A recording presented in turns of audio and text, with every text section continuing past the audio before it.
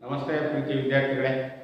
ಈ ದಿನ ನಾವು 10ನೇ ತರಗತಿಯಲ್ಲಿ ಈಗಾಗಲೇ ರಚನೆಗಳ ಅಧ್ಯಯನ ಮುಗಿದ ನಂತರ ಈಗ ನೀವು ಗೊತ್ತಿದೆ ಮಕ್ಕಳೇ, ಒಂದು ಸಮತಲದ ಮೇಲೆ ಯಾವುದೇ ಎರಡು ಬಿಂದುಗಳ ದೂರವನ್ನು ಕಂಡಿದೆ ಹೀಗೆ ಅದು ಮತ್ತು ಕ್ಷಿತಿಜಕ್ಕೆ ಎಷ್ಟು ಎತ್ತರವಿದೆ ಅನ್ನೋದನ್ನು ಕಂಡುಹಿಡಿಯೋದು, ಹಾಗೆಯೇ ನಕ್ಷೆಗಳನ್ನು ತಯಾರು ಮಾಡೋದು, ಜಮೀನಿನ ನಕಾಶೆಯನ್ನು ತಯಾರು ಮಾಡೋದು, ಒಂದು ಮನೆಯ ನಕಾಶೆಯನ್ನು ನಿವೇಶನವನ್ನು ತಯಾರು ಮಾಡೋದು, ಹಾಗೆ ಮತ್ತು ಸಮುದ್ರದಲ್ಲಿ ಆಳ ಮತ್ತು ಅದರ ದಿಕ್ಕನ್ನು, ಒಂದು ವಸ್ತುವಿನ ದಿಕ್ಕನ್ನು, ಮುಳುಗಿರ್ತಕ್ಕಂಥ ವಸ್ತುವಿನ ದಿಕ್ಕನ್ನು ಕಂಡುಹಿಡಿಯೋದು, ಹಾಗೆ ಒಂದು ವಿಮಾನ ಹಾರಾಟ ಮಾಡ್ತಾ ಇದೆ ಅಂತಂದಾಗ ಅದು ಎಷ್ಟು ಎತ್ತರದಲ್ಲಿ ಅನ್ನೋದು ಕಂಡುಹಿಡಿಯಬೇಕಾದಾಗ ನಮಗೆ ಗಣಿತದ ಅವಶ್ಯಕತೆ ಇದೆಯಲ್ಲ ಮಕ್ಕಳೇ, ಹೌದಲ್ವಾ?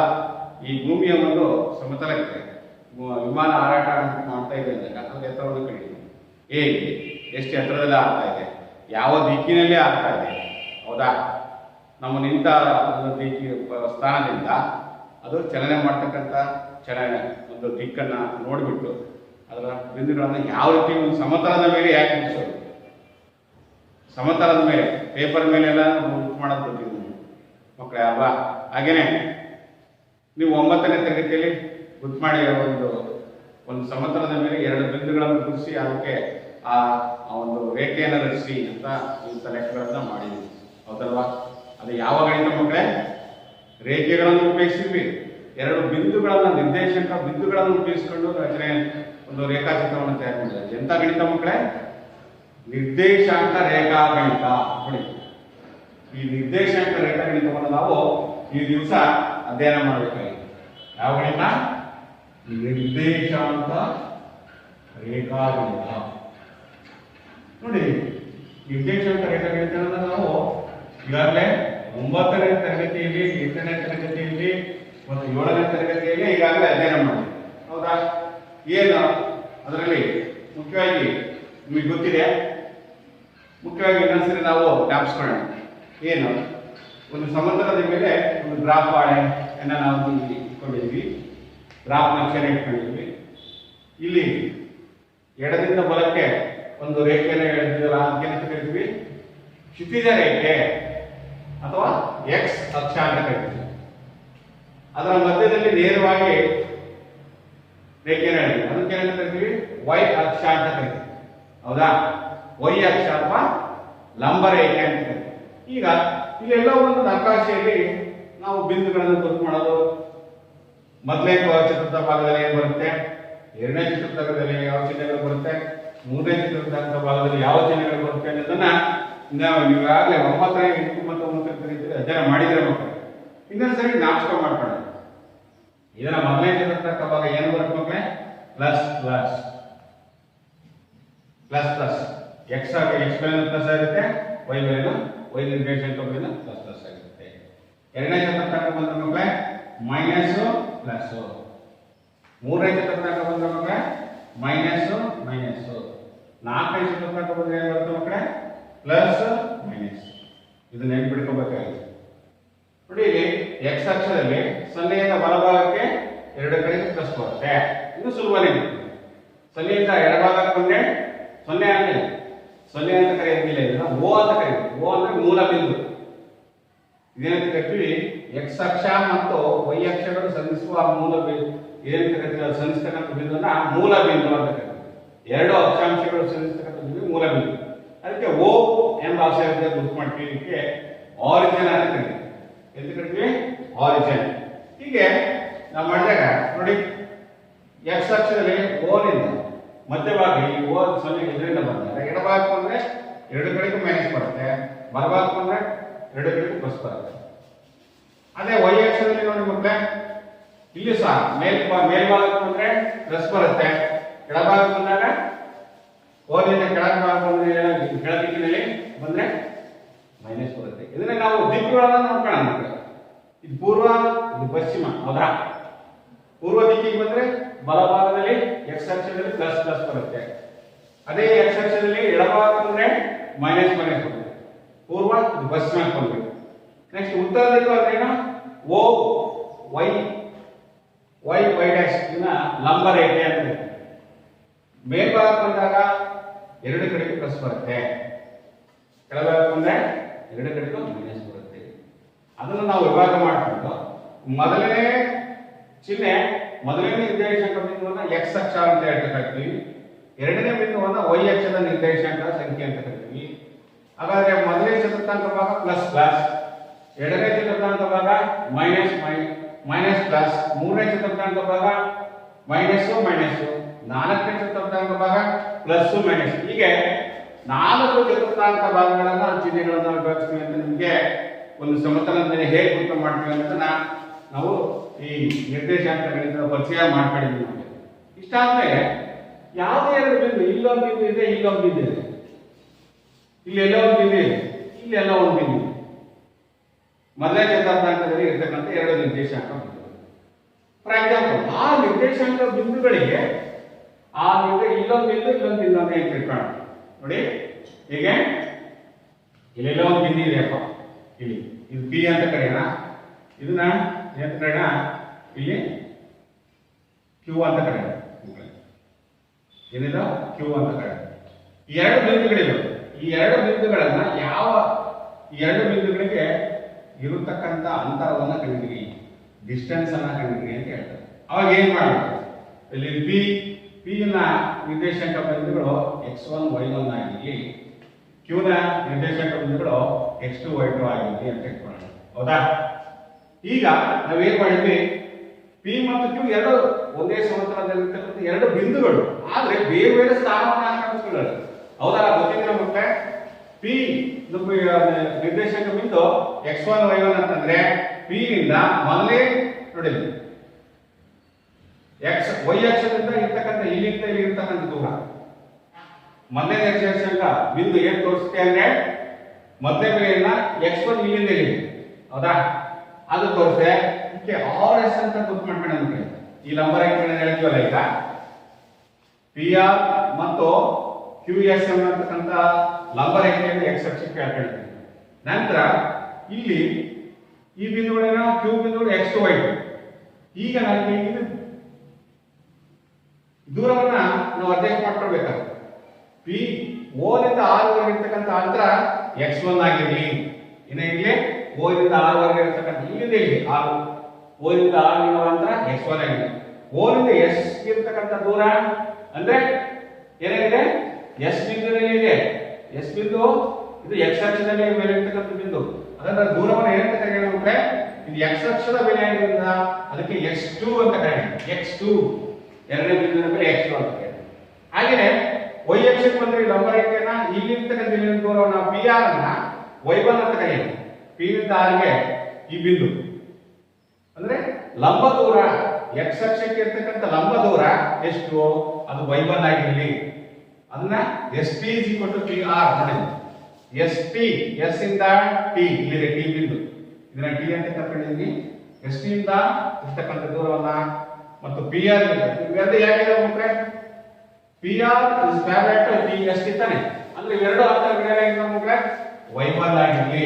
ಹಾಗಾದ್ರೆ QT ಅಂತ ಹಿಡಿತೀರಾ, ನಿಮಗೆ ಗೊತ್ತಿದೆ ಒಂದು ದೂರ ನೇರವಾದ ದೂರವನ್ನು ಕೊಟ್ಟಿದ್ದೀನಿ, QS ದೂರ ಗೊತ್ತಿದೆ, ನನಗೆ QT ಗೊತ್ತಿಲ್ಲ. ಅವಾಗ ಏನ್ ಮಾಡಬೇಕು, QS ಮೈನಸ್ ST ಅಂತ ಮಾಡ್ಬೇಕಾನೆ.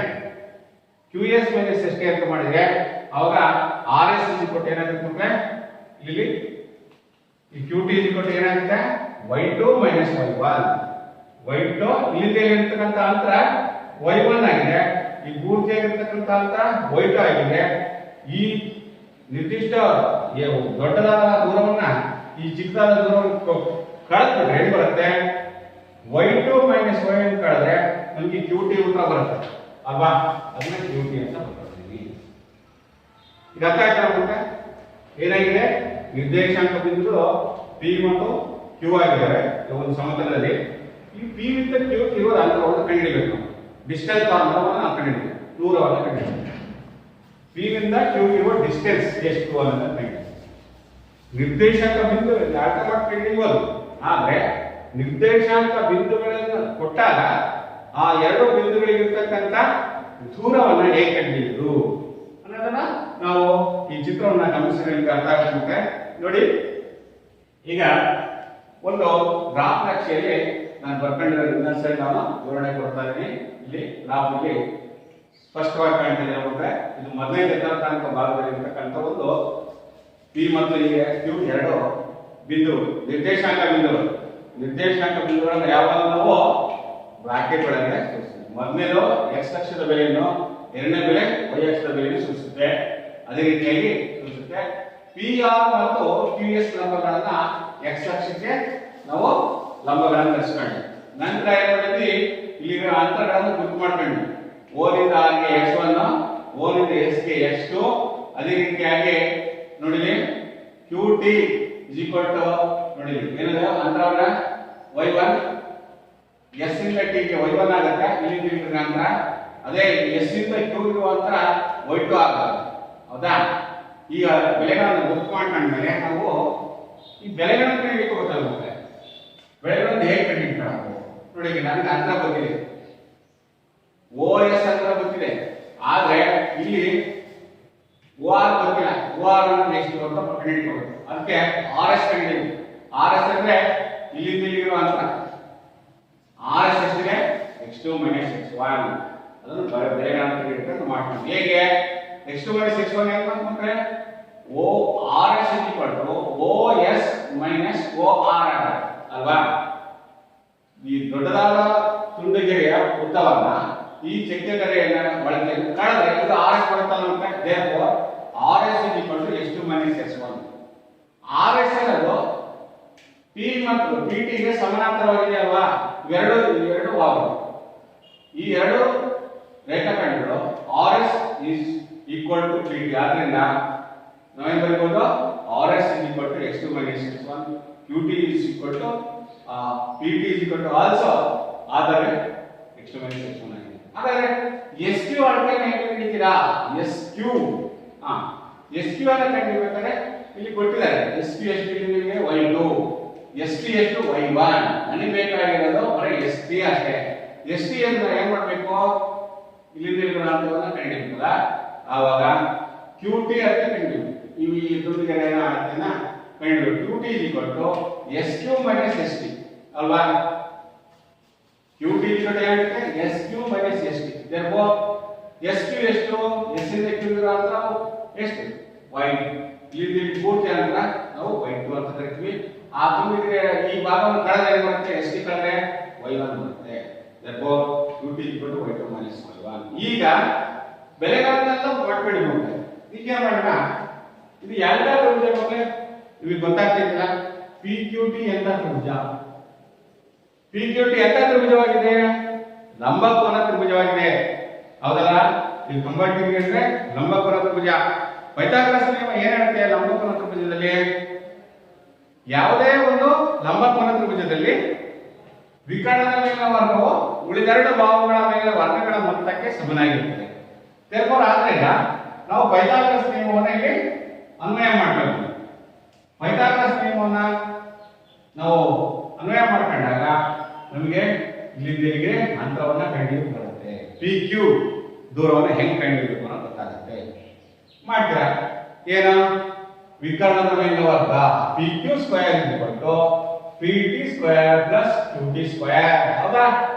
ಈಗ ಮಾಡ್ತಾ ಇದ್ದೀವಲ್ಲ. therefore PT² ಅಂದ್ರೆ ಏನು ಮಕ್ಕಳೇ?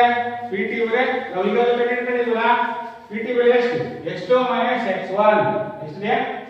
x2 x1 ನಾವು ಕಂಡುಹಿಡಿದಿಲ್ಲ. ಅದನ್ನು ಬರ್ಕೊಳ್ಳೋಣ. RS PT ಎರಡು ಸಮಾಂತರ. PT ಮತ್ತು RS ಅದರ ಬೆಲೆ ಎಷ್ಟು ಬಂದಿದೆ ಮಕ್ಕಳೇ? x2 x1.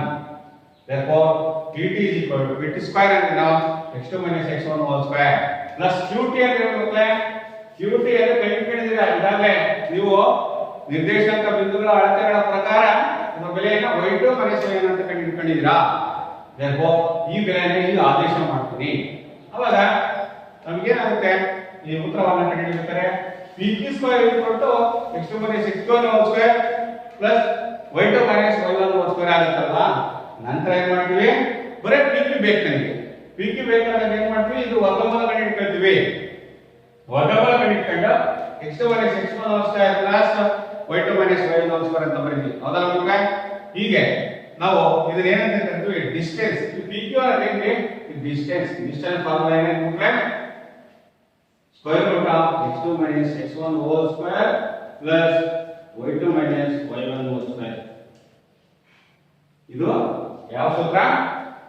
ಒಂದು ಎರಡು ನಿರ್ದೇಶಾಂಕ ಬಿಂದುಗಳನ್ನು ಕೊಟ್ಟಾಗ ಆ ಎರಡು ನಿರ್ದೇಶಾಂಕ ಬಿಂದುಗಳ ನಡುವಿನ ದೂರವನ್ನ ನಾವು ಈ ದೂರದ ಸೂತ್ರದಿಂದ ನಾವು ಕಂಡುಹಿಡಿತೀವಿ. ಇದನ್ನ ಎಂತ ಕರಿತೀವಿ ಮಕ್ಕಳೇ? ದೂರದ ಸೂತ್ರ ಅಂತ ಕರಿತೀವಿ. ನಿರ್ದೇಶಾಂಕ ಗಣಿತದಲ್ಲಿ ಒಂದು ಸಮತಲದ ಮೇಲಿರುವ ಎರಡು ನಿರ್ದೇಶಾಂಕ ಬಿಂದುಗಳು ಯಾವಾಗ ಮಕ್ಕಳೇ, ಇದು ಮೊದಲನೇ ಚತುರ್ಥಾಂಶ ಭಾಗವನ್ನು ನಾವು ಸುಲಭವಾಗಿ ಎಕ್ಸಾಂಪಲ್ ತೆಗೆದುಕೊಂಡಿದ್ದೀವಿ. ಯಾವಾಗಲೇ ಇರಲಿ, ಇಲ್ಲೊಂದು ಇಲ್ಲೊಂದು ಎಲ್ಲರೂ ಇರಲಿ, ಆದರೆ ಒಂದು ಸಮತಲದ ಮೇಲಿರ್ತಕ್ಕಂಥ ಯಾವುದೇ ಎರಡು ನಿರ್ದೇಶಾಂಕ ಬಿಂದುಗಳನ್ನು ಕೊಟ್ಟಾಗ ಆ ಎರಡು ಬಿಂದುಗಳ ನಡುವಿನ ದೂರವನ್ನು ಕಂಡುಹಿಡಿಯಲಿಕ್ಕೆ ಯಾವ ಸೂತ್ರವನ್ನು ನಾವು ಕಂಡುಹಿಡಿದು ಈಗ ಡಿಸ್ಟೆನ್ಸ್ ಇಸ್ ಈಕ್ವಲ್ ಟು ವರ್ಗಮೂಲ x2 - x1 hole square plus y2 - y1 whole square. ಯಾವಾಗ p ಇಸ್ ಈಕ್ವಲ್ ಟು ಮೊದಲನೇ ನಿರ್ದೇಶಾಂಕ x1 y1, ಎರಡನೇ ನಿರ್ದೇಶಾಂಕ q is equal to x2 y2 ಆದರೆ ಮಾತ್ರ. ಅದರ ಅರ್ಥಾಯ್ತು. ಇದನ್ನು ನಾವು ಇದನ್ನೇ ಬರೀತೀವಿ. ಸರಿ, ನಿಮಗೆ ಯಾವುದೇ ಎರಡು ನಿರ್ದೇಶಾಂಕ ಬಿಂದುಗಳ ನಡುವಿನ ದೂರವನ್ನ p ಆಫ್ x1 y1 ಮತ್ತು p ಆಫ್ x2 y2 ಈ ಎರಡು ನಿರ್ದೇಶಾಂಕ ಬಿಂದುಗಳ ನಡುವಿನ ದೂರವನ್ನ ಕಂಡುಹಿಡಿಯಿರಿ ಅಂತ ಕೊಡ್ತಾರೆ. ಬೆಲೆ ಕೊಟ್ಟಿರಲ್ಲ, ಅವಾಗ ಈ ಚಿತ್ರವನ್ನು ಬರೆದು ನೀಟಾಗಿ ಬೆಲೆಗಳನ್ನು ಸರಿಯಾಗಿ ಯೂಸ್ ಮಾಡ್ಕೊಂಡು ನಾವು ಡಿಸ್ಟೆನ್ಸ್ ಫಾರ್ಮುಲಾವನ್ನ ನಾವು ಕಂಡುಹಿಡ್ಕೊಂಡು ಹೋಗ್ತೇವೆ. ಆದರೆ ಒಂದು ಪಕ್ಷ ಈ ಸರಳ ರೇಖೆ ಇದೆಯಲ್ಲ ಮತ್ತೆ, ಇದೇನಾಗಿದೆ, ಈ ಸರಳ ರೇಖೆ ಇಲ್ಲಿ Q ನಿಂದ ಇದು Q ಇದೆ P ಅಂತ ಇಟ್ಕೊಳ್ಳೋಣ. P ಅಂತಕ್ಕಂಥ ಬಿಂದು ಇದು ಪೂರ್ತಿಯಾಗಿ ಈ ಆರಿಜಿನ್ ಮುಖಾಂತರ ಆಗೋಯ್ತಪ್ಪ ಇಲ್ಲಿ. ಅಂದ್ರೆ P ಆಫ್ XY ಅಂತಕ್ಕಂಥ ಬಿಂದು ನೋಡಿ, P ಆಫ್ XY ಅಂತಕ್ಕಂಥ ಬಿಂದು 0 0 ಅಂದ್ರೆ ಏನು ಮಕ್ಕಳೇ, ಮೂಲ ಬಿಂದುವಿನ ಮುಖಾಂತರ ಆಗೋಯ್ತು. ಆವಾಗ ಏನ್ ಮಾಡ್ಬೇಕಾಗತ್ತೆ ಮಕ್ಕಳೇ, ಇಲ್ಲಿ x2 y2 ಆಗುತ್ತಲ್ವಾ, x2 y2 0 0 ಅಲ್ವಾ, x1 y1 xy ಈ ಬೆಲೆ ಕೊಟ್ಟಿದೆ. ಮೂಲ ಬಿಂದು ಮುಖಾಂತರ ಒಂದು ನಿರ್ದೇಶಕ ಬಿಂದುವಿನ ರೇಖಾಖಂಡವು ಆಗುವುದೇ ಮೂಲ ಬಿಂದುವಿನ ಮುಖಾಂತರ ಆಗುವಾಗ ಈ ಮೂಲ ಬಿಂದು ಮತ್ತು ಕೊಟ್ಟಿರುವ ನಿರ್ದೇಶಕ ಬಿಂದುವಿರುವ ದೂರವನ್ನು ಕಂಡುಹಿಡಿಯಲಿಕ್ಕೆ ನಾವು ಏನು ಉಪಯೋಗಿಸಬೇಕು ಮಕ್ಕಳೇ? x2 y2 0 0 ಆದಾಗ ಅದಕ್ಕೆ ಸೂತ್ರ ಏನು ಬರುತ್ತೆ? ಡಿಸ್ಟೆನ್ಸ್ ಇಸ್ ಈಕ್ವಲ್ ಟು ಏನು ಬರುತ್ತೆ?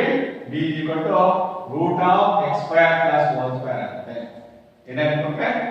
d is equal to ಸೂತ್ರ, therefore d is equal to root of x square plus y square. ಎರಡು ನಿರ್ದೇಶಕ ಬಿಂದುಗಳು ಕೊಟ್ಟಿರ್ತಾರಲ್ಲ ಅದನ್ನ ಬರೆದ್ಬಿಟ್ರೆ ಬೆಲೆ ಆದೇಶ ಮಾಡ್ಕೊಂಡ್ರೆ ಯಾವುದೇ ನಿರ್ದೇಶಕ ಬಿಂದು ಮೂಲ ಬಿಂದುವಿನ ಮುಖಾಂತರ ಆಗುವಾಗ ಆ ರೇಖಾಖಂಡದ ಉದ್ದವನ್ನು ಕಂಡುಹಿಡಿಯಲಿಕ್ಕೆ ಸೂತ್ರ distance is equal to root of x square plus y square ಆಗುತ್ತೆ.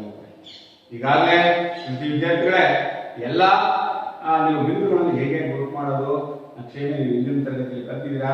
ಈಗ ನಾವು ನಿರ್ದೇಶಾಂಕ ಗಣಿತದಲ್ಲಿ ಮೊದಲನೇ ಸೂತ್ರ ದೂರದ ಸೂತ್ರವನ್ನು ಕಂಡುಹಿಡಿದುಕೊಂಡಿದ್ದೇವೆ. ಈಗ ವಿದ್ಯಾರ್ಥಿಗಳೇ ಯಾವುದೇ ಎರಡು ನಿರ್ದೇಶಾಂಕ ಬಿಂದುಗಳ ನಡುವಿನ ದೂರವನ್ನು ಕಂಡುಹಿಡಿದಾಗ ನಾವು ಏನೇನು ಉಪಯೋಗಿಸಬಹುದು? ಒಂದು ತ್ರಿಭುಜದ ವಿಸ್ತೀರ್ಣವನ್ನು ಕಂಡುಹಿಡಿಯಬಹುದು, ಚತುರ್ಭುಜ ವಿಸ್ತೀರ್ಣವನ್ನು ಕಂಡುಹಿಡಿಯಬಹುದು, ಮತ್ತು ಭೂಮಿಯ ಗಡಿ ವಿಜ್ಞಾನದಲ್ಲಿ ಮತ್ತು ಸಮುದ್ರದಲ್ಲಿ ಈ ಹಲವಾರು ಕ್ಷೇತ್ರಗಳಲ್ಲಿ ಈ ಏನು ಉಪಯೋಗ ಸಮುದ್ರಯಾನ, ಭೂಕಂಪನ ಶಾಸ್ತ್ರ ಮತ್ತು ಚಿತ್ರಕಲಾ ಶಾಸ್ತ್ರ, ಹೀಗೆ ವಿಮಾನ ಮತ್ತು ವಾಯುಮಾನ ತಂತ್ರಜ್ಞಾನದಲ್ಲಿ ಈ ಏನು ನಿರ್ದೇಶಾಂಕ ರೇಖಾಗಣಿತ ಅತ್ಯಂತ ಮುಖ್ಯವಾದ ಪಾತ್ರವನ್ನು ವಹಿಸುತ್ತೆ ಮಕ್ಕಳೇ. ಆದ್ರಿಂದ ನೀವು ನಿರ್ದಿಷ್ಟವಾಗಿ ಈ ಪಾಠವನ್ನ ಸರಿಯಾದ ಸಮರ್ಪಕವಾದ ಮೂಲ ಅಂಶಗಳನ್ನು ಸರಿಯಾಗಿ ತಿಳ್ಕೊಂಡ್ಬಿಟ್ರೆ ಮುಂದೆ ನಮಗೆ ಬಹಳ ಅನುಕೂಲ ಆಗುತ್ತೆ ಮಕ್ಕಳೇ. ಈಗ ಇಷ್ಟಾದ ನಂತರ ಈ ಸಮಸ್ಯೆಗಳನ್ನ ಈಗ ನೋಡು ಇದರ ದೂರದ ಸೂತ್ರವನ್ನು ಉಪಯೋಗಿಸಿಕೊಂಡು ಕೆಲವೊಂದು ಸಮಸ್ಯೆಗಳನ್ನು ಬಿಡಿಸೋಣ ಮಕ್ಕಳೇ. ಓಕೆ, ಎಲ್ಲ ರೆಡಿ ಇದೆಯಲ್ಲ? ಈಗ ನೋಡಿ, ಈಗ ಕಾಣ್ತೇವೆ ಸೂತ್ರ ಎಲ್ಲ ಬರ್ಕೊಂಡಿದ್ದಿಲ್ಲ.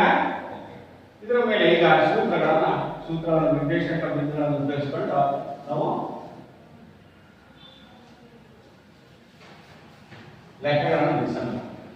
ಏನ್ ಲೆಕ್ಕಗಳು ಗೊತ್ತಿದೆ ಮತ್ತೆ ನಿಮಗೆಲ್ಲ ಅಭ್ಯಾಸದಲ್ಲಿ ಇರ್ತಕ್ಕಂಥ ಲೆಕ್ಕಗಳನ್ನ ನೋಡೋಣ. ಎಸ್, ಲೆಕ್ಕಗಳನ್ನು ಒಂದೇ ಅಭ್ಯಾಸದಲ್ಲಿ ಪ್ರಶ್ನೆ. ಈ ಕೆಳಗಿನ ಬಿಂದುಗಳ ನಡುವಿನ ದೂರವನ್ನು ಕಂಡುಹಿಡಿಯಿರಿ. ಮೊದಲೇ 1 2, 3 ಮತ್ತು 4, 1. ನೋಡಿ, ಈ ಎರಡು ನಿರ್ದೇಶಾಂಕ ಬಿಂದುಗಳನ್ನು ಕೊಟ್ಟಿದ್ದಾರೆ ಮಕ್ಕಳೇ. ಸುಲಭವಾಗಿ ಲೆಕ್ಕಾಚಾರ ಮಾಡ್ತೀರಾ. ಇದೇನಿದೆ, ಇದು ಪಿ ಅಂತ ಕರೆಯೋಣ. 2, 3. ಇದು ಕ್ಯೂ ಅಂತ ಒಂದು ಬಿಂದು. 4, 1. ಇದನ್ನ ಬರ್ಕೋಣ.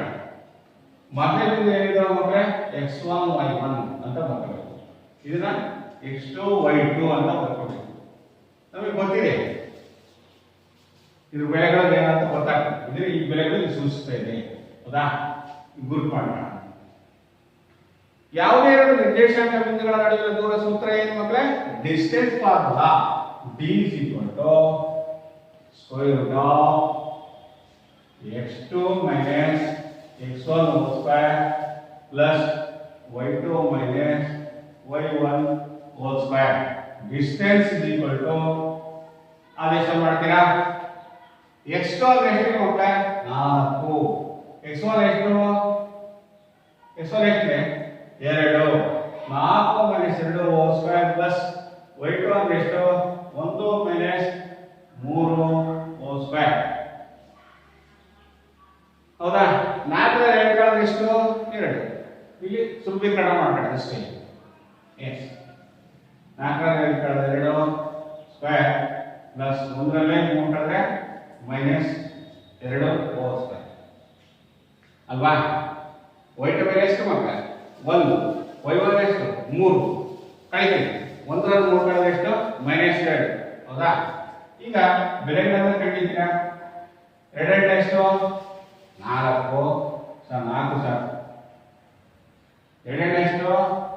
ಮೈನಸ್ ಇದೆ, ಋಣ ಚಿಹ್ನೆ ಇದೆ, ವರ್ಗ ಮಾಡಿದ್ರೆ ಪ್ಲಸ್ ಚಿಹ್ನೆ ಆಗುತ್ತೆ. ಇದಕ್ಕೆ 4 ಪ್ಲಸ್ 4 ಎಷ್ಟಾಗ್ತದೆ? 8 ಆಗುತ್ತೆ. 8 ವರ್ಗಮೂಲ ಎಷ್ಟು ಮಕ್ಕಳೇ? 8 ವರ್ಗಮೂಲ ಇಲ್ಲ. ಅದರಿಂದ ನಾನೇನ್ ಮಾಡ್ತೀನಿ, 4 ಇಂಟು 2 ಅಂತ ಬರ್ಬೇಕು. 4 ವರ್ಗಮೂಲ ಗೊತ್ತಿದೆ ನನಗೆ. ಹೌದಾ? 4 ವರ್ಗಮೂಲ ಎಷ್ಟು? 2. ಮತ್ತೆ 2 ಇದೆಯಾ? ಅದಕ್ಕಿಲ್ಲ. ಅದು ಉತ್ತರ ಇತ್ತಂದ್ರೆ ಮತ್ತೆ 4 ವರ್ಗಮೂಲ 2 ಆದ್ರೆ ಇನ್ನೊಂದು 2ಕ್ಕೆ ವರ್ಗಮೂಲ ಇಲ್ಲ. ಅವಾಗ 2 ರೂಪಾಯಿ ಆಗಿದೆ. ಈಗ ಮಾಡ್ತಾ ಇರಲಿಲ್ಲ. ಇದನ್ನ ನಾವೇನಂತ ಕರಿತೀವಿ ಅಂದ್ರೆ, ಈ ಎರಡು ನಿರ್ದೇಶಾಂಕ ಬಿಂದುಗಳ ನಡುವಿನ ದೂರ ಸೆಂಟಿಮೀಟರ್ ಅಂತ ಅದನ್ನು ಕೊಟ್ಟಿಲ್ಲ. ಸೆಂಟಿಮೀಟರ್ ಅಂತ ಬರೆಯಬಾರ್ದು. 2√2 ಮಾನಗಳು ಎಂದು ಬರೆಯುವುದ. 2√2 ಮಾನಗಳು ಇದು ಬರೆಯಬೇಕು. ಸೆಂಟಿಮೀಟರ್ ಅಂತ ಬರೆಯಂಗಿಲ್ಲ, ಮೀಟರ್ ಅಂತ ಬರೆಯಲ್ಲ. ಅದು ಕೊಟ್ಟಿರೋದು ನಿರ್ದೇಶಾಂಕ ಬಿಂದು. ಅದು ಎಷ್ಟು ಸೆಂಟಿಮೀಟರ್ ಅಂತ ಹಂಗೆ ಕೊಟ್ಟಿಲ್ಲ. ಅವುಗಳ ನಡುವಿನ ದೂರವನ್ನು ಕಂಡು, ಅದು ಮೀಟರ್ ಆಗಿರ್ಬೋದು, ಸೆಂಟಿಮೀಟರ್ ಆಗಿರ್ಬೋದು, ಅಡಿಗೆ ಆಗಿರ್ಬೋದು, ಕಿಲೋಮೀಟರ್ ಆಗಿರ್ಬೋದು. 2√2 ಮಾನಗಳು ಅಂತ ಬರೆಯಬೇಕು. ಮತ್ತೊಮ್ಮೆ ರಿಪೀಟ್. ಮತ್ತೊಂದು ಸರಿ ನೋಡೋಣ. ಮತ್ತೆ ಎರಡು ನಿರ್ದೇಶಾಂಕ ಬಿಂದುಗಳನ್ನು ಕೊಟ್ಟಾರೆ. ಅವನ್ನ x1 y1 ಅಂತ ಗ್ರೂಪ್ ಮಾಡ್ಕೊಳ್ಳಿ. ಇದನ್ನ x2 y2 ಅಂತ ಗ್ರೂಪ್ ಮಾಡ್ಕೊಳ್ಳಿ. ಸೂತ್ರವನ್ನು ಹಾಕಿ ಬರೆದಾದ್ಮೇಲೆ ಸೂತ್ರದಲ್ಲಿ ಪ್ರತಿಯೊಂದು ಆಯಾ ಅಕ್ಷರಕ್ಕೆ ಅನುಕ್ರಮವಾದ ಬೆಲೆಯನ್ನು ಆದೇಶ ಮಾಡಿ. ಹೌದಾ? ಮಾಡ್ತಿದ್ದೀರಲ್ಲ? ಈಗ ಇಲ್ಲಿ ಸುಲಭೀಕರಣ ಮಾಡೋದು ಗೊತ್ತಿದೆ. 4 ರಲ್ಲಿ 2 ಕಳೆದ್ರೆ 2, 1 ರಲ್ಲಿ 3 ಕಳೆದ್ರೆ ಮೈನಸ್ 2, ಮಧ್ಯೆ ಚಿಹ್ನೆ ಇದೆ ಪ್ಲಸ್. ವರ್ಗ ಮಾಡ್ತೀನಿ, 4 ಆಗುತ್ತೆ. ಇದು ವರ್ಗ ಮಾಡ್ತೀನಿ, 4 ಆಗುತ್ತೆ. 4 ಪ್ಲಸ್ 4 8 ಆಗುತ್ತೆ. 8ಕ್ಕೆ ವರ್ಗಮೂಲ ಇಲ್ಲ. ಆದ್ರೆ ಅದನ್ನ ಕರ್ಣೀಯ ರೂಪಕ್ಕೆ ಬರ್ಕೊಳ್ತೀನಿ.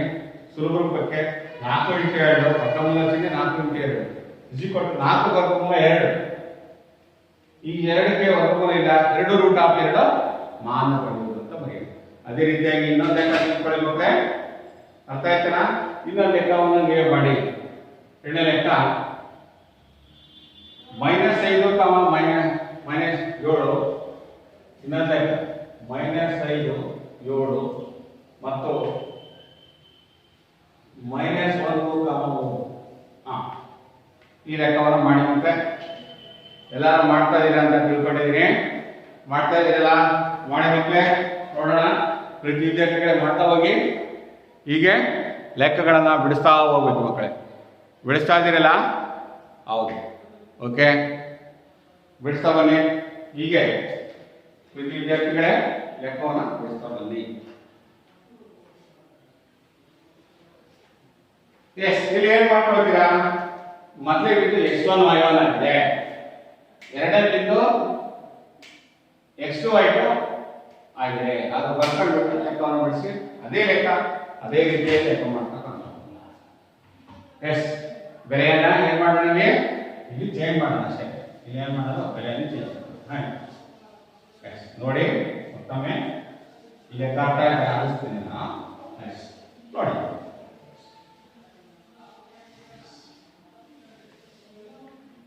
S ಮಾಡ್ತಿದ್ದೀರಲ್ಲ, yes okay. ಎರಡನೇ ಲೆಕ್ಕ ಇಲ್ಲಿ ಮೊದಲೇ ಬಿಟ್ಟು -5 7 ಹೌದಾ.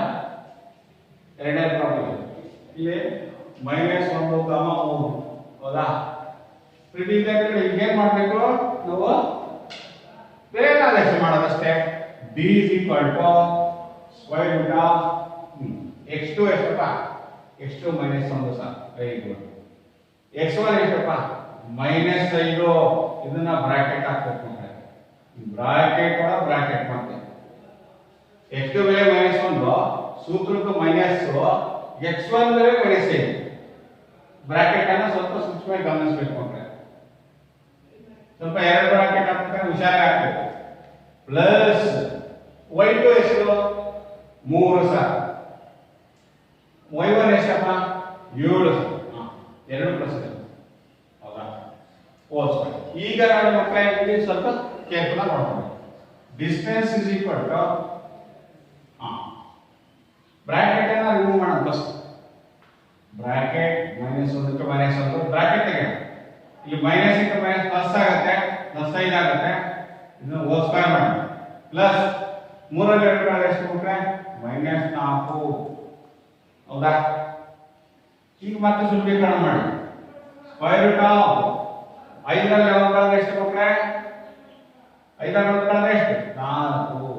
ಎಂತ 4 +5 ರಲ್ಲಿ 1 4 ಸ್ಕ್ವೇರ್ ಪ್ಲಸ್ -4 ಸ್ಕ್ವೇರ್ ಅಂದ್ರೆ ಏನು ಮಕ್ಕಳೇ, ಬರೀಬಹುದು. ಇರ್ಲಿ, -4 ಸ್ಕ್ವೇರ್ ಅಂದ್ರೆ ಬರುತ್ತದೆ. ಮತ್ತೊಂದು 14 4 16 ಇಲ್ಲಿ ಪ್ಲಸ್ 16 16 ಪ್ಲಸ್ 16 ಎಷ್ಟಾಗುತ್ತೆ, square root of distance is equal to 16 plus 16 32 ಆಯ್ತಾ ಮಕ್ಕಳೇ. 32 ಆದ್ರೆ ಅದು ವರ್ಗಮೂಲ ಇಲ್ಲ. 32ಕ್ಕೆ ಹತ್ತಿರವಾದ ವರ್ಗಮೂಲ ವರ್ಗ ಸಂಖ್ಯೆ ಯಾವುದು, 16 ಅಲ್ವಾ. ಅದನ್ನ ಏನ್ ಮಾಡ್ತೀವಿ ನಾವು, ಸ್ಕ್ವೇರ್ ರೂಟ್ ಆಫ್ 16 × 2 ಮಾಡ್ತೀವಿ ಮಕ್ಕಳೇ. ಯಾಕೆ ಮಾಡ್ಕೋಬೇಕು, 32ಕ್ಕೆ ವರ್ಗಮೂಲ ಇಲ್ಲ. ಅದಕ್ಕೆ ಹತ್ತಿರವಾದ ವರ್ಗ ಸಂಖ್ಯೆ ಯಾವುದು, 16 ಆಗುತ್ತೆ ಅಲ್ವಾ. 16 × 2 ಮಾಡ್ಬೇಕು. 16 ವರ್ಗಮೂಲ ಎಷ್ಟು ಮಕ್ಕಳೇ, 4. 2 ವರ್ಗಮೂಲ ಅದನ್ನ 2 ಹಾಗೆ ಇಕ್ವಲ್ಟು 4√4 ಇನ್ಸರಿ ನೋಡಿ ಮಕ್ಕಳೇ. ಮತ್ತೊಮ್ಮೆ x1 y1 -5 + 7, x2 y2 -1 + 3. ಸೂತ್ರ ಹಾಕ್ತೀರಾ, ಬೆಲೆನ ಆದೇಶ ಮಾಡ್ತೀರಾ. -1 ಸೂತ್ರದ ಮೈನಸ್, x1 ಬೆಲೆ -5 ಬ್ರಾಕೆಟ್ ಅಲ್ಲಿ ಬರ್ಕೊಳ್ತೀರಾ. ಇದು ವರ್ಗಮೂಲ ಮೇಲೆ ಸ್ಕ್ವೇರ್ ಮಾಡ್ತೀರಾ, ವರ್ಗಮೂಲ ಪ್ಲಸ್ y2 ಬೆಲೆ ಎಷ್ಟು, 3, y1 ಬೆಲೆ ಎಷ್ಟು, 7. ಬೆಲೆನ ಆದೇಶ ಮಾಡಿ ವರ್ಗಗೊಳಿಸಿ. ಈಗ ಸುಲಭೀಕರಣ ಮಾಡಿ, -1 ಕ್ಕೆ -1 ಬ್ರಾಕೆಟ್ ಅನ್ನ ಬಿಡಿಸ್ಕೋಬೇಕಾಗುತ್ತೆ. -2 ಪ್ಲಸ್ ಆಗುತ್ತಲ್ವಾ, -1 + 5 ಆಗುತ್ತೆ ಹೌದಾ. ಈ ಕಡೆ ಬಂದ್ರೆ 3 ರಲ್ಲಿ 2 ಕಳೆದ್ರೆ 4. ಎಂತ 4 -4 ಆಗುತ್ತೆ, ಯಾಕೆಂದ್ರೆ ದೊಡ್ಡ ಸಂಖ್ಯೆ ಚಿಹ್ನೆ ಮೈನಸ್ ಇದೆ, ವರ್ಗಗೊಳಿಸ್ತಾರೆ. 5 ರಲ್ಲಿ 1 ಕಳೆದ್ರೆ ಎಷ್ಟು, 4 ಆಗುತ್ತೆ, ಅದು ವರ್ಗಗೊಳಿಸ್ತೀರಾ 16 ಆಗುತ್ತೆ. ಇದನ್ನ ವರ್ಗಗೊಳಿಸ್ತೀರಾ, ಅದು 16 ಆಗುತ್ತೆ. Square root of 16 + 16 square root of 32. 32ಕ್ಕೆ ವರ್ಗಮೂಲ ಇಲ್ಲ, ನೇರವಾಗಿ ಬರೋದಿಲ್ಲ. ಆದ್ರಿಂದ ಅದನ್ನ ಸುಲಭೀಕರಣ ಮಾಡ್ಕೊಳ್ತೀರಿ. 16 ರ ಅಪವರ್ತನ 16 × 7 32. 16ಕ್ಕೆ ವರ್ಗಮೂಲ 4, 4 ಹೊರತೀರಿ ವರ್ಗಮೂಲ ಚಿಹ್ನೆಯಿಂದ. 2ಕ್ಕೆ ವರ್ಗಮೂಲ ಇಲ್ಲ, ಅದನ್ನ ವರ್ಗಮೂಲ ಚಿಹ್ನೆ ಒಳಗೆ ಅದನ್ನ ಸೂಚಿಸಬೇಕು. therefore distance is equal to 4√2 ಮಾನಗಳು. ಈಗ ಅರ್ಥ ಆಗ್ತಿರೋಕೆ ಸುಲಭವಾಗಿದೆ ಅಲ್ವಾ, ಎಷ್ಟು ಖುಷಿ ಆಗ್ತಲ್ವಾ. ಅದೇ ರೀತಿಯಾಗಿ ನೀವು ಮಾಡ್ತಾ ಹೋಗಿ ಮಕ್ಕಳೇ. ಇನ್ನೊಂದು ಲೆಕ್ಕವನ್ನ ನೀವು ಬಿಡಿಸಿ. ಎಸ್, ಈಗ ಅರ್ಥ ಆಯ್ತಲ್ಲ ಮಕ್ಕಳೇ? ಇನ್ನೊಂದು ಲೆಕ್ಕ ಕೊಡ್ತೀನಿ ನಾನು. ಏನ್ ಲೆಕ್ಕ? ಅವರು ಸಂಖ್ಯೆಯನ್ನು ಕೊಟ್ಟಿಲ್ಲ, ಕೆಲವು ಬೀಜಾಕ್ಷರಗಳನ್ನು ಕೊಟ್ಟಿದ್ದಾರೆ. ಆವಾಗ ನೀವು ಆ ಎರಡು ನಿರ್ದೇಶಾಂಕ ಬಿಂದುಗಳ ನಡುವಿನ ದೂರವನ್ನು ಕಂಡುಹಿಡಿಯಿರಿ ಅಂತ ಕೊಟ್ಟಿದ್ದಾರೆ ಮಕ್ಕಳೇ.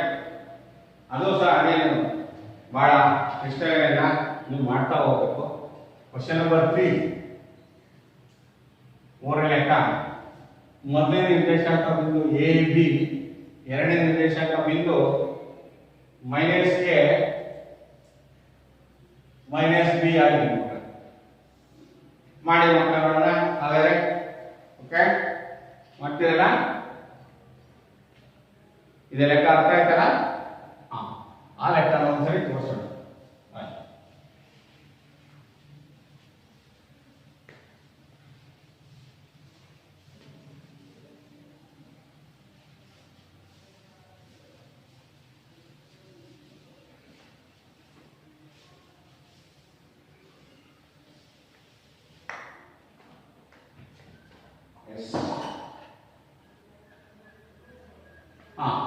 ಲೆಕ್ಕವನ್ನು ನೋಡೋಣ.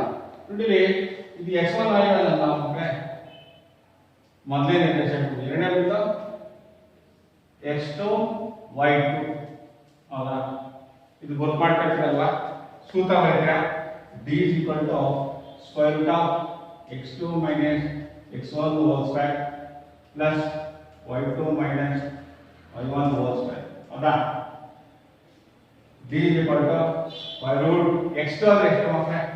ಮೈನಸ್ a ಸರ್, ಸೂತ್ರ ಮೈನಸ್ ಹಾಕಿ. x1 ಎಷ್ಟು?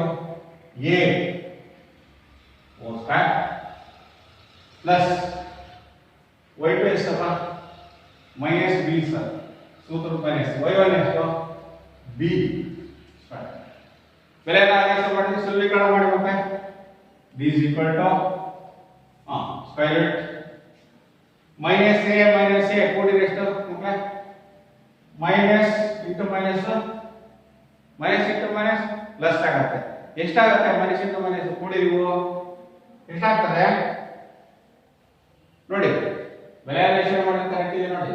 x2 ಬೆಲೆ ಮೈನಸ್ ಎ ನ, x1 ಬೆಲೆ ಬರೀ ಪ್ಲಸ್ ಎ ಇದೆ. ಆದ್ರಿಂದ minus minus into minus plus ಆಗುತ್ತೆ. Minus 2a whole square plus minus b minus 2b whole square. ಹೌದಾ? ಋಣಾತ್ಮಕ ಸಂಖ್ಯೆಗಳ ಮೊತ್ತವು ಋಣ ಸಂಖ್ಯೆ ಆಗಿರುತ್ತದೆ, ಧನಾತ್ಮಕ ಸಂಖ್ಯೆಗಳ ಮೊತ್ತವು ಧನಾತ್ಮಕವೇ ಆಗಿರುತ್ತದೆ. ಆದ್ದರಿಂದ ಎರಡು ಋಣಾತ್ಮಕ ಸಂಖ್ಯೆಗಳ ಮೊತ್ತ ಋಣಾತ್ಮಕವಾಗಿರುತ್ತದೆ ಮತ್ತು ಎರಡು ಋಣಾತ್ಮಕ ಸಂಖ್ಯೆಗಳ ಮೊತ್ತ ಅದೇ ಅಷ್ಟೇ, 2a. ಓಕೆ, ಇದನ್ನು ವರ್ಗಗೊಳಿಸ್ಕೊಂಡಾಗ ಏನಾಗುತ್ತೆ? 2a ಹೋಲ್ ಸ್ಕ್ವೇರ್ ಅಂದ್ರೆ 2 4 4a square. a square whole square ಅಂದ್ರೆ a square. 4a square plus 4b square. therefore d ಹೌದಾ ಮಕ್ಕಳೇ? ಇದಕ್ಕೆ ವರ್ಗಮೂಲ ಇದೆಯಾ ನೋಡ್ಕೊಳ್ಬೇಕು. 4 ವರ್ಗಮೂಲ ಇದೆ, ಈ 4 ವರ್ಗಮೂಲ ಇದೆ. ಹೌದಾ? ಬೇರೆ ಬೇರೆ ಆಗುತ್ತಲ್ವಾ? ವರ್ಗಮೂಲ ಕಂಡಿದ್ರೆ ಎಷ್ಟಾಗುತ್ತೆ ಮಕ್ಕಳೇ? 4a ಸ್ಕ್ವೇರ್, 4 ವರ್ಗಮೂಲ ಯಾವುದು? a ಸ್ಕ್ವೇರ್ ವರ್ಗಮೂಲ ಏನಾಗಿದೆ? a ಆಗಿದೆ. 4 ವರ್ಗಮೂಲ 2, a b ಸ್ಕ್ವೇರ್ ವರ್ಗಮೂಲ b ಆಗಿದೆ. ಅದನ್ನ ನಾವೇನ್ ಬರೀಬಹುದು ಮಕ್ಕಳೇ? ಇದನ್ನ ಕೂಡಿದೆ, ಇದನ್ನ 4a ಸ್ಕ್ವೇರ್ 4b ಸ್ಕ್ವೇರ್ ಅಂತಂದ್ರೆ ವರ್ಗಮೂಲ ಕಂಡುಹಿಡಿದ್ರೆ 2a ಪ್ಲಸ್ 2b. ಇದು ಸುಲಭೀಕರಣ ಮಾಡಿದ್ರೆ b ಕೊಟ್ಟು 2 ಕಾಮನ್ ಬರುತ್ತೆ, 2 into a plus b, 2 into a plus b ಮಾನಗಳು ಮಾಡ್ಬೋದಲ್ಲ? ಇದೇನಂತ ಮಾಡ್ಬೋದು ಮಕ್ಕಳೇ? 2 ಇಂಟು a ಪ್ಲಸ್ b ಮಾನಗಳು. ಓಕೆ, ಈ ರೀತಿಯಾಗಿ ಮಾಡ್ತಾ ಹೋಗಿ.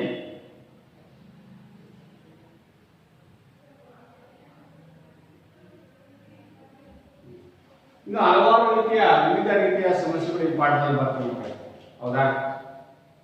ಅಂತರವನ್ನು ಕೊಟ್ಬಿಟ್ಟು ಈ ದಿಕ್ಕಿನಲ್ಲಿ ಒಂದು ಪೊಸಿಷನ್, ಒಂದು ಸ್ಥಾನವನ್ನು ಕೊಟ್ಟು ಇವನು ಎಷ್ಟು ದೂರದಲ್ಲಿದ್ದಾನೆ ಅನ್ನೋದು ಕಂಡುಹಿಡಿಯತಕ್ಕಂಥದ್ದು ಅಂತ ಲೆಕ್ಕಗಳೆಲ್ಲ ಬರ್ತವೆ ಮಕ್ಕಳು. ಹೀಗೆ ನಾವು ಲೆಕ್ಕಗಳನ್ನ ಅಭ್ಯಾಸದಲ್ಲಿ ಇರ್ತಕ್ಕಂಥ ಲೆಕ್ಕಗಳನ್ನ ನಾವು ಬಿಡಿಸ್ತಾ ಹೋಗೋಣ ಮಕ್ಕಳೇ. ಹೌದಾ? ಲೆಕ್ಕಗಳನ್ನು ಬಿಡಿಸ್ತಾ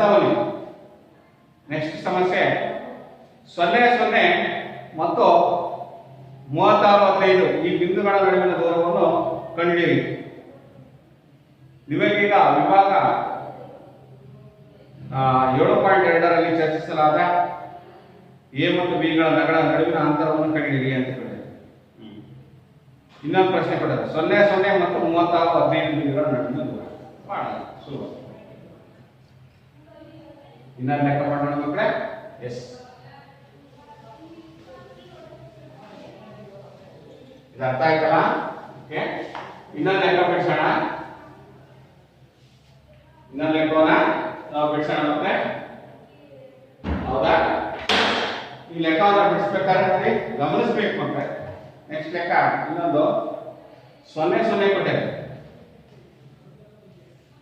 0 0 ಮತ್ತು 36 15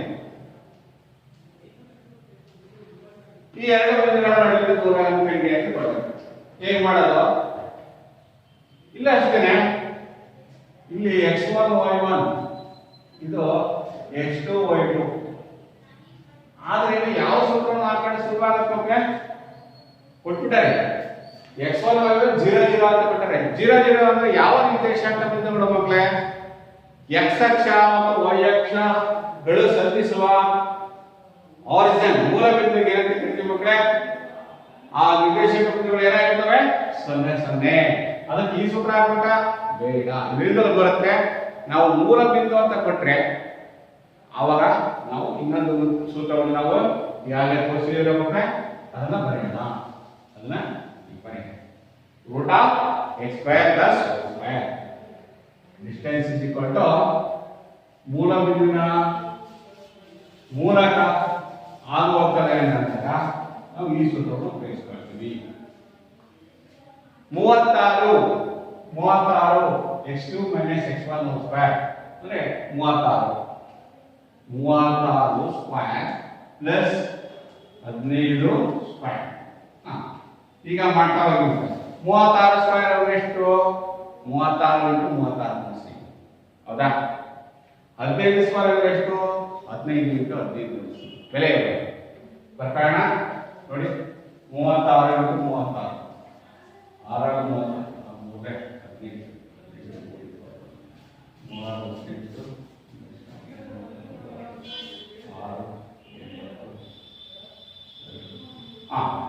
1296 ಪ್ಲಸ್ ನೆಕ್ಸ್ಟ್ ಏನಿದೆ 15 15 ಗುಣಿಸಿದ್ರೆ 15 225 ನೋಡಿ. ಇಲ್ಲಿ 25 5 2 5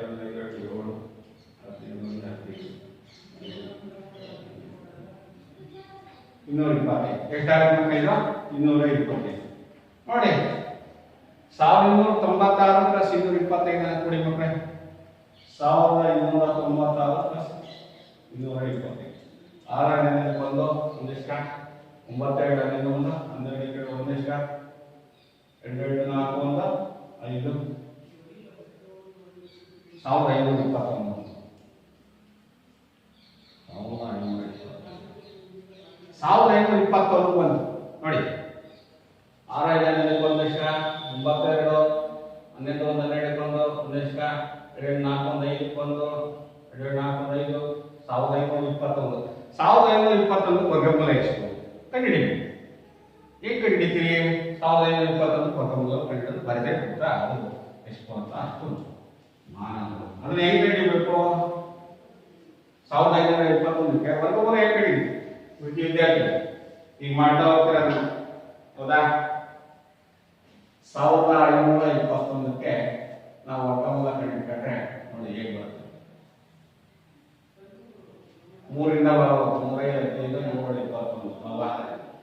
ನೋಡಿ ಇಲ್ಲಿ 3 5 15 ಅಂದ್ರೆ ಇಲ್ಲಿ ಮಕ್ಕಳೇ ಇಲ್ಲಿ 150 ಆಗಬೇಕಾಗುತ್ತೆ. 0 ಆಗುತ್ತೆ. ಇಲ್ಲಿ 150 ಅಂತ ತೆಗೆದುಕೊಳ್ಬೇಕಾಗುತ್ತೆ. ಇನ್ನು 2 ಜೊತೆ 21 ಆಗುತ್ತೆ. ಮತ್ತೆ 3 ರಿಂದ ಭಾಗಿಸಿದ್ರೆ ನೋಡಿ ಇಲ್ಲಿ ಭಾಗಿಸಿ ನೋಡೋಣ. 3 ಒಂದೇ 3 ನೋಡಿ 3 ಒಂದೇ ಭಾಗಿಸಿದ್ರೆ 3 ಒಂದೇ 3 2 ಇತ್ತು 26 3 18 ಮತ್ತೆ 2 ಇತ್ತು 3 9 27 ಮತ್ತೆ 3 ರಿಂದ ಭಾಗವಾಗುತ್ತೆ ನೋಡಿ ಮಕ್ಕಳೇ. ಮತ್ತೆ 3 ರಿಂದ ಭಾಗವಾಗುತ್ತಾ 3 4 12 3 5 15 19 ಬರಲ್ಲ 160. ಇದನ್ನ ನಾವು 169 ಇಂಟು 6 ಅಂತ ಮಾಡ್ಕೋಬೋದಾ? ಇದನ್ನ ಏನ್ ಮಾಡ್ಕೋಬಹುದು? 169 ಇಂಟು 3 3 9 ಮಾಡ್ಕೋಬೋದಾ? ಮಾಡ್ಕೋಬಹುದು. ಹಾಗಾದ್ರೆ 169ಕ್ಕೆ ಎಷ್ಟು ವರ್ಗಮೂಲ? 169ಕ್ಕೆ ಎಷ್ಟು? 13 13 169 ಅಲ್ವಾ? 13ಕ್ಕೆ ವರ್ಗಮೂಲ ಇದೆ, ಮತ್ತೆ 3ಕ್ಕೂ ವರ್ಗಮೂಲ ಇದೆ ಅಲ್ವಾ? ಅದು ಗುಣಿಸಿ ಮಕ್ಕಳೇ.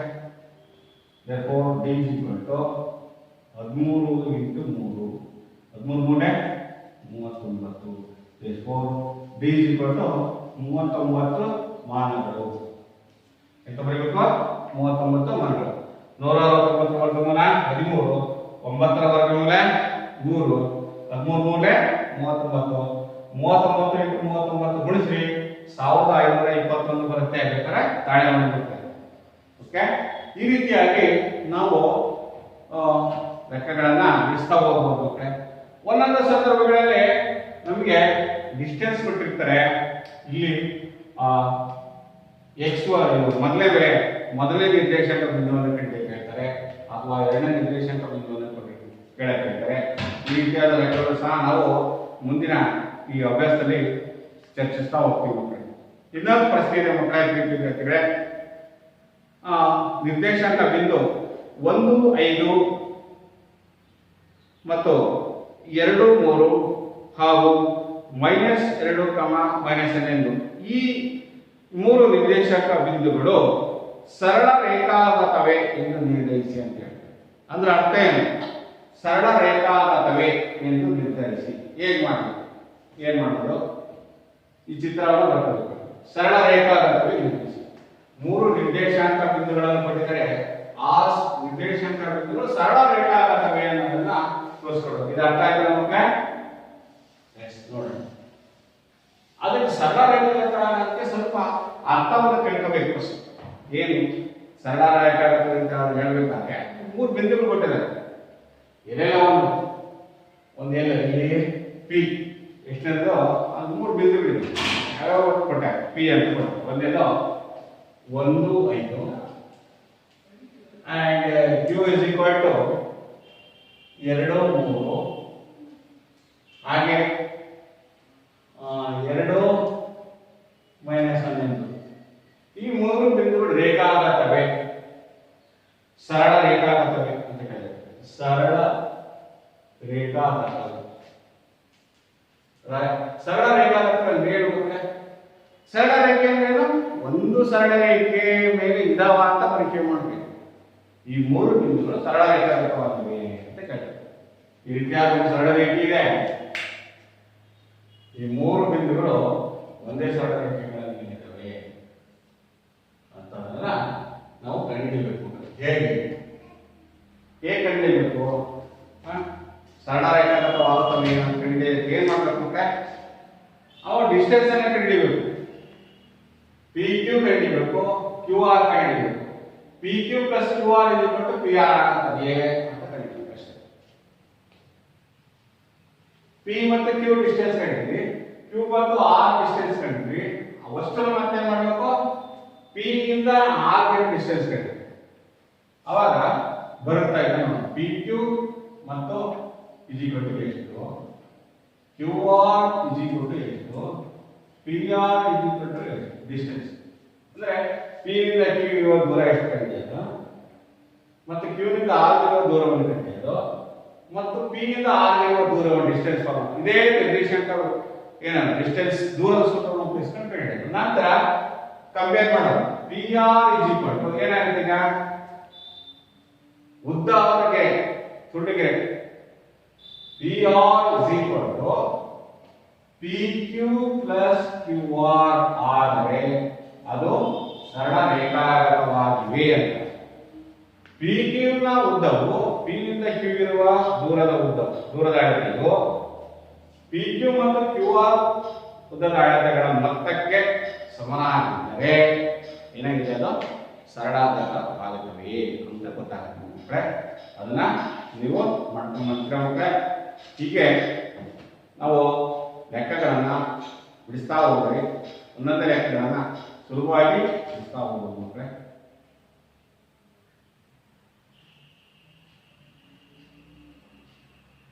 ಆಮೇಲೆ ನಿಮ್ಮ ಉದಾಹರಣೆ ಟೆಕ್ಸ್ಟ್ ಬುಕ್ ಇರ್ತಕ್ಕಂಥ ಉದಾಹರಣೆ ಲೆಕ್ಕಗಳು ಸಾಕಷ್ಟು ಚೆನ್ನಾಗಿರುತ್ತೆ. 3 2 -2, -3 ಮತ್ತು 2 3 ಬಿಂದುಗಳಿಂದ ತ್ರಿಭುಜ ಉಂಟಾಗುತ್ತದೆಯೇ? ಹೌದು ಎಂದಾದರೆ ಉಂಟಾದ ತ್ರಿಭುಜದ ವಿಧವನ್ನು ಹೆಸರಿಸಿ ಅಂತ ಕೇಳ್ತಾರೆ. ನೋಡಿ, 3 ಬಿಂದು ಕೊಟ್ಟಿದ್ರೆ ತ್ರಿಭುಜ ಉಂಟಾಗುತ್ತದೆಯೇ ಅಂತ ಕೇಳ್ತಾರೆ. ಅವಾಗ ಏನ್ ಮಾಡಬೇಕು? ತ್ರಿಭುಜಕ್ಕೆ ಎಷ್ಟು ಭಾಗಗಳು ಬೇಕು? 3 ಭಾಗಗಳು. 3 ಭಾಗಗಳನ್ನ ಕೊಟ್ಟಾಗ ಏನ್ ಮಾಡಬೇಕು? ಪಿ ಕ್ಯೂ ಆರ್ ತ್ರಿಭುಜ ಅಂದ್ರೆ ನಿಮಗೆ ಗೊತ್ತಿದೆ, ಒಂದು ತ್ರಿಭುಜ ಉಂಟಾಗುತ್ತೆ ಅಂತ ಕೇಳ್ತಾರೆ.